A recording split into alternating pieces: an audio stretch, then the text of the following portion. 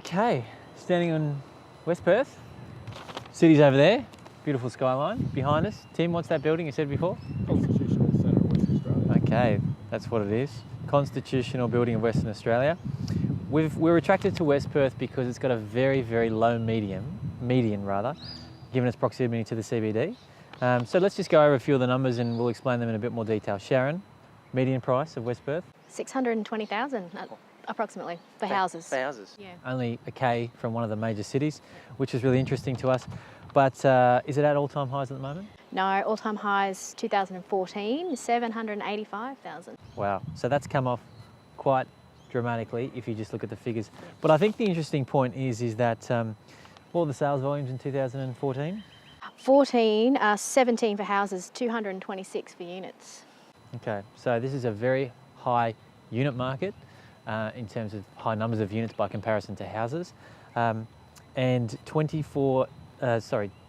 sales in 2014 is a very low number.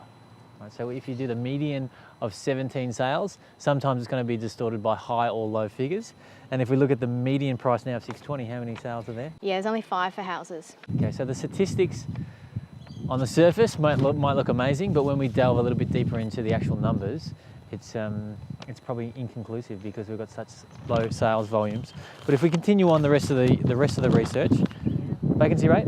Vacancy rate 7, so coming up in line with the Greater Perth vacancy rate, which is just over 7.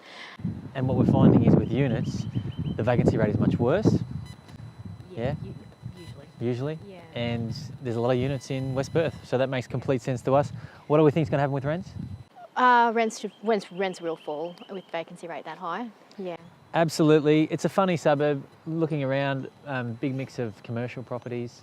Obviously got some government buildings, beautiful views of the city, which makes sense why they've put apartments here because they're going to have an amazing views. But for the moment, this market is completely oversupplied. It's a market that I would definitely be avoiding. Days on markets? 57. And what does that mean? Well, it's taking vendors nearly 2 months to sell their property. Yep. It's really high. And yeah. prices are going to? Prices are going to fall. Okay, yeah. prices are going to fall. Prices should fall. Let's not give guarantees because that's risky. I think importantly, the market was for houses was 710 in 2007, and at 620 now. That is what's that? You got the maths on that, Sharon? 15% drop over 10 years. Phenomenal figures. However, we're dealing with very low sales volumes, so it's really hard to gauge where this market is at. But if we had to put a figure on it, if we had to put it somewhere on the clock, Sharon, what would you say? 4. 4? Yeah. Probably one of the worst markets in Perth in terms of room to fall before it gets better. Yeah, absolutely.